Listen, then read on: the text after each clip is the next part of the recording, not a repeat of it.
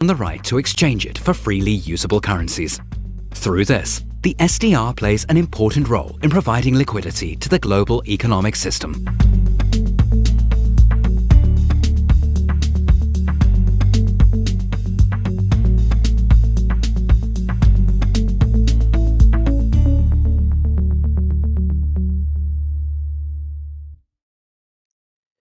Okay, now the World Bank, which is also called the International Bank for Reconstruction and Development, which means it provides loans for economic development. For example, building hydroelectrical dams, building bridges, roads, it's like that. Express roads, it's like that. So the structural adjustment loans are intended to enhance a country's long-term economic goals. So all the loans that World Bank is giving you, we call them structural adjustment loans. So funds are distributed through co-financing, which means if the project is costing you $10 billion, so World Bank is not providing you the $10 billion. For example, it will provide you 8 billion, and the rest of the 2 billion you will be getting it from your commercial banks, export credit agencies, official aid, agencies. For example, Japan is offering you $100 million to giving you the aid. It's like that. So co-financing means all the risk is not bear or borne by the World Bank. So some of the loan burden you also borne through your commercial banking needs through some financial aids company as well. Our third agency is International Development Association. We also call this IDA, and its major objective is that it extends loan at low interest rate to poor nations that cannot qualify for the loan from the World Bank.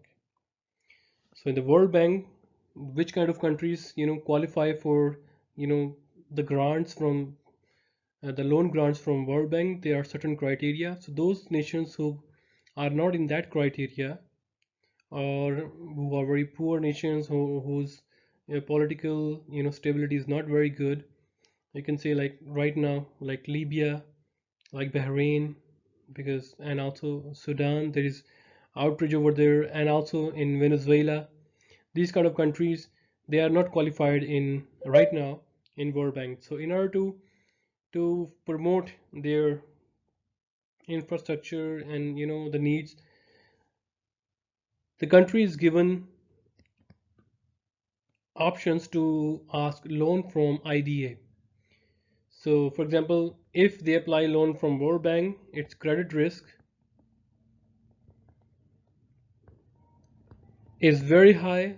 Maybe the World Bank say that, look, you are not in our list, but if you want loan from us, we will gonna give you at 12%. So the IDA, because its establishment is that it will provide low interest rate to poor nations.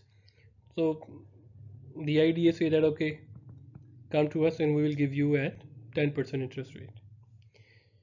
The next one is WTO, which is it provide forum for multilateral trade and multilateral trade negotiation and to settle trade dispute related to the GATT Accord, which is uh, the tax and tariff countries which are already general trade agreement on trade and tariff, in which the member countries are given voting rights that are used to make judgment about the trade dispute and other issues. We also learned one very famous dispute versus China and US in our last lecture, in which we talk about that US is accusing China that it has artificially decreased the price of yuan, and China should let its yuan to go up, while while the Chinese are saying that what if we increase our price of the yuan, then what happen? Then it is more costly for US to buy our products than they will buy from other countries like Vietnam, Philippines, and Bangladesh. So then what will the US will do? He will also tell the Bangladeshis the Vietnam and Philippines to increase their currency as well. So that argument is baseless. So these kind of disputes,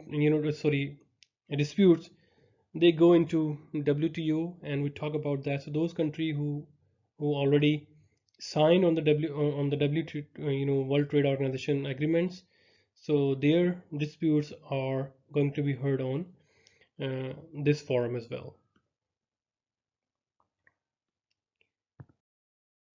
The next one is Banks for International Settlements. We also call it BIS. Its major objectives is that it is established to facilitate cooperation among countries with regard to international transactions. So in-house transaction, it is not responsible. It's only responsible for settling international disputes, international transactions. Sorry. So it provides assistance to countries experiencing financial crisis. So sometimes it is also referred to as central banks, or we can say the central banks. For example, China has its central bank, like Central Bank of China. So Central Bank China's banks is BIS, or it's also called lender of last resort. If your banks cannot perform properly, then central bank of your country intervene and stabilize the country's banks. And if central bank is not working properly, then who's going to intervene? BIS to intervene to stabilize your central bank and the other banks, commercial banks, sorry, government banks, non-commercial banks in your country. And the last one is, we call that OECD, which is Organization for Economic Cooperation and Development. So these facilities or these agencies are established with some economic cooperation. So, and in order to facilitate governance in governments and cooperations of countries with market economies. So it has 30 member countries and has a relationship with numerous countries as well. So among its member countries, if someone is facing problem, or for example, this loan, they ask loan, and where they are investing the loan, whether there is some kind of corruption over there or not. So they ensure governance as well. This government is doing good or not, it's like that. And promotes international country relationship that lead to globalization. So any kind of regional cooperation or economic cooperation development goals, so all the goals are shared by its member countries so that they grow together, right? Oh, we have one more, that is RDA, which is Regional Development Agencies, and there are many, but your books mentioned four because your book is US centric. So it is Inter-American Development Bank, which is focusing on Latin America. They only facilitate through money and through their uh, advices, consultancies to Latin America and American relationship. And also the Asian Development Bank, which is focusing on development in Asia, which means they give loans, provide consultancy in social and economic development in Asia. And then African Development Bank, which is focusing on development in African countries. European Bank for Reconstruction and Development, which is created in 1990, and it is established to help Eastern European countries adjust from communism to capitalism, which means they are granting them loans, helping them to become more privatized rather than nationalized. So they are selling their nationalized institutions, for example, the banking, the schools, the colleges, into more private stuff. So that transition, these banks help and monitor that whether these transactions are going well or not. Okay,